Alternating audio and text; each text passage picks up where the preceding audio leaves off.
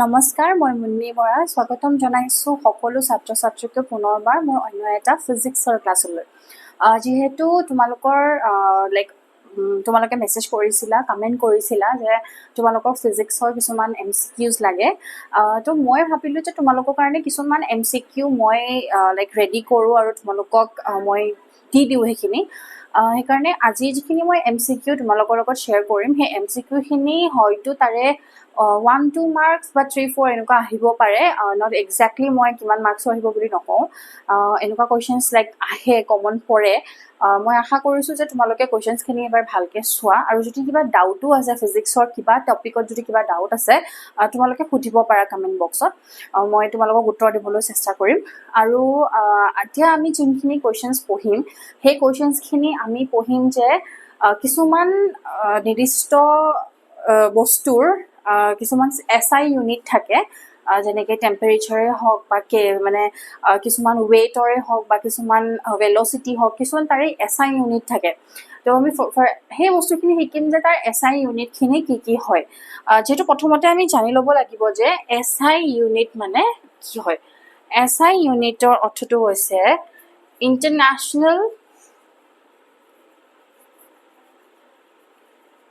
International system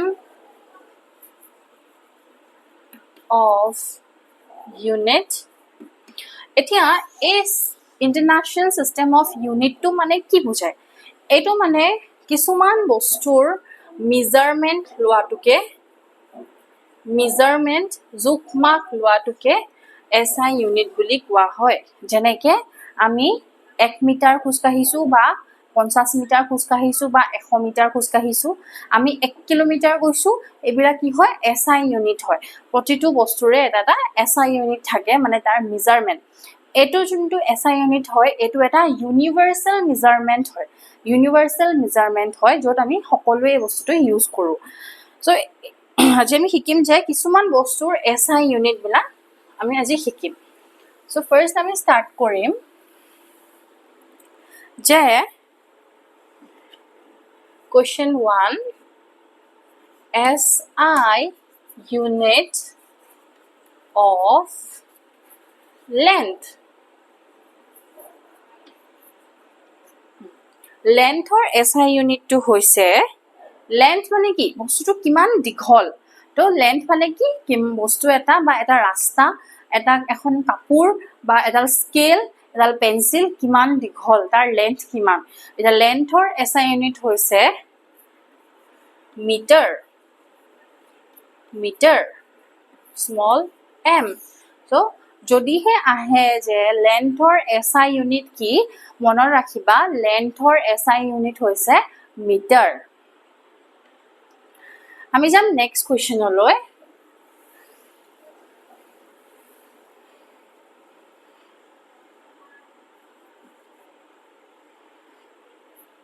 SI unit of time। এতিয়া কি সুধিছে যে টাইমৰ SI ইউনিট কি হয়? টাইমৰ SI ইউনিটটো ছেকেণ্ড,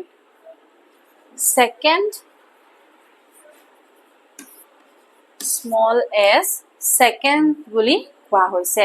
টাইমৰ আমি যিহেতু টাইম আমি 60 মিনিট কিমান ছেকেণ্ডছ হয়, আমি সেই ছেকেণ্ডছত যে আমি চাওঁ, তো টাইমৰ SI ইউনিটটো হৈছে seconds.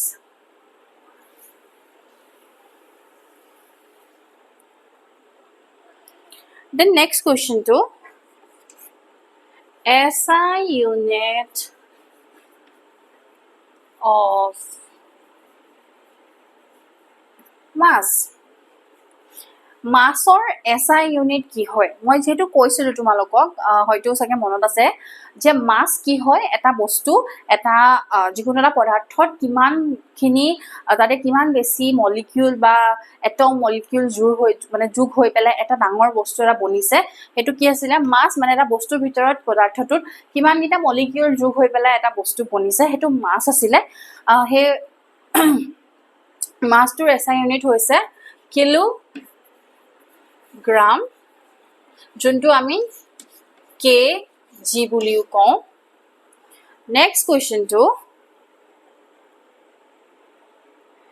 SI unit of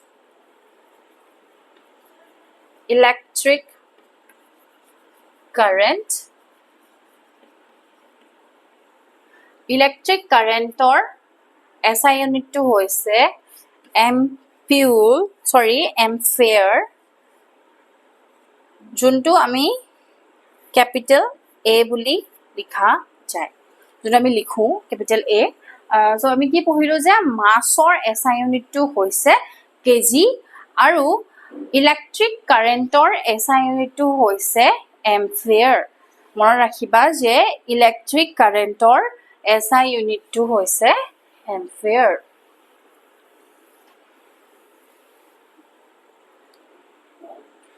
then আমি যাম আমাৰ next question লৈ SI unit of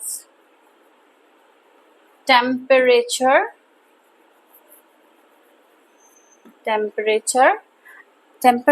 or SI unit to hoise Kelvin junto ami capital K buliu likhu etia e Kelvin mane ki temperature or SI unit to ke Kelvin buli koa hoise generally 100 degree Kelvin ami ko je hetu ki bujaise je hetu temperature to bujaise 98 degree Kelvin etu ki bujaise je temperature to mane tapman to bujaise next ami jam amar next question loi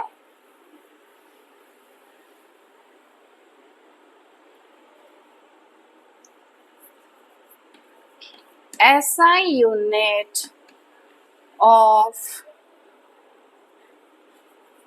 luminous intensity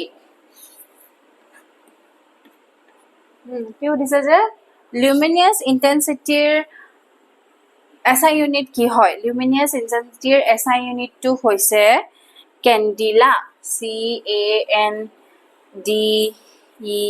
CANDELA যোনটো আমি small d আৰু small c আৰু small d বুলি লিখো মনত ৰাখিবা যদিহে প্ৰশ্ন আহে যে luminous intensity SI unit টো কি হয় so luminous intensity SI unit টো হৈছে candela যোনটো c small c আৰু small d আমি লিখো next আমি যাম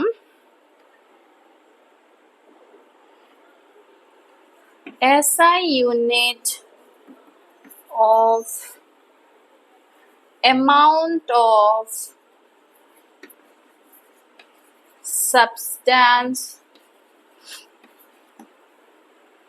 কি হদিছে সোৱা এটা সাবস্টেন্স এটা পদাৰ্থত কিমান এমাউন্টৰ মানে তাতে সেই বস্তুটো কিমান এমাউন্টৰ তাতে বস্তু আছে কিমান এমাউন্টৰ তাতে মলিকিউল এটমস মলিকিউল তাতে যোগ হৈ আছে অণু পৰমাণু কিমান যোগ হৈ পেলাই এটা সাবস্টেন্স এটা পদাৰ্থ বনিছে সেই পদাৰ্থটো যে বনি আছে এটা এমাউন্ট কিমান এমাউন্ট মনত আছে চাগে তোমালোকৰ আমি শিকিছিলো মোল সো amount of substance যোনটো হয় হে amount of substance to SI unit হৈছে মোল মানে কি আছিল হয়তো তোমালোকৰ মনত আছে মোল মানে যে মোৰ এটা এভাগাড্ৰোছ নাম্বাৰ তোমালোকক কৈছিলো 1 মোল equals to 6.022 into 10 to the power 23 এটো এভাগাড্ৰোছ নাম্বাৰ আছিল এক মোলত ইমান থাকে এতিয়া এই সাবস্টেন্স এটা এমাউন্ট এটা সাবস্টেন্সস কিমান এমাউন্টৰ পদাৰ্থ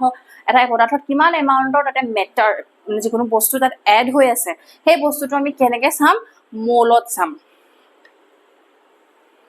যেনেকৈ এক মোল অক্সিজেন 1 মোল হাইড্ৰোজেন এনেকৈ আমি পঢ়িছিলো হয়তো সকলোৰে মনত আছে মই আকৌ ৰিপিট নকৰো হেতু যেন নেক্সট যাম আমি নেক্সট কোৱেশ্চন লৈ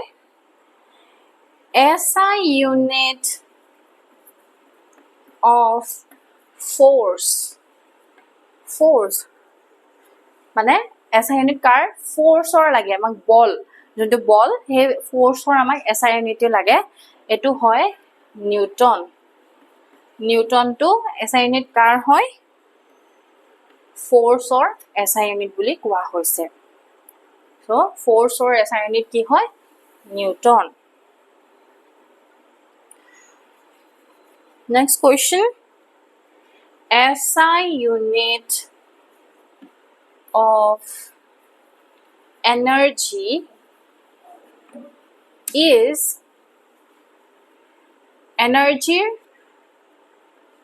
SI unit to hoise joule junto ami capital J buliu khom jodi question ahe je energy SI unit to ki hoy monor rakhiba energy SI unit to hoise joule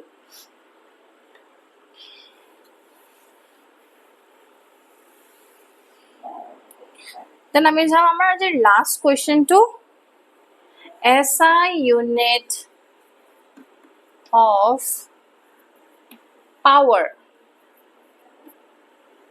power or SI unit to hoise watt WATT aru capital W buliu hua hoy mane power to power buli nahe mane question not 1 watt 2 watt 50 watt eneke buli ahibo ketiao question not tumar 10 power 6 power eneke buli nahe mora rakhiba watt ot khodai ahibo so jodi watt buli ahe to hetue ki indicate korise je তোমালোকক পাৱাৰৰ কথা কোৱা হৈছে so এখিনি আছিল SI unit খিনি যদিও তোমালোকৰ কিবা বেলেগ যদি SI ইউনিট কিবা তোমালোক বুজি নাই পোৱা যে কি হয় বা SI ইউনিট কেনেকে মানে আমি কিয় এটো ইন্ডিকেট কৰিছে তোমালোক বুজি যদি নাই পোৱা প্লিজ কমেন্ট বক্সত জনাবা মই আনসাৰ খিনি দিব চেষ্টা কৰিম ভালকৈ পঢ়া তোমালোকে যেহেতু পৰীক্ষাও ওচৰ চাপিছে আশা কৰো মোৰ ক্লাছখিনি তোমালোকে ভাল পাইছা প্লিজ ফিডবেক এটাও দি দিবা ধন্যবাদ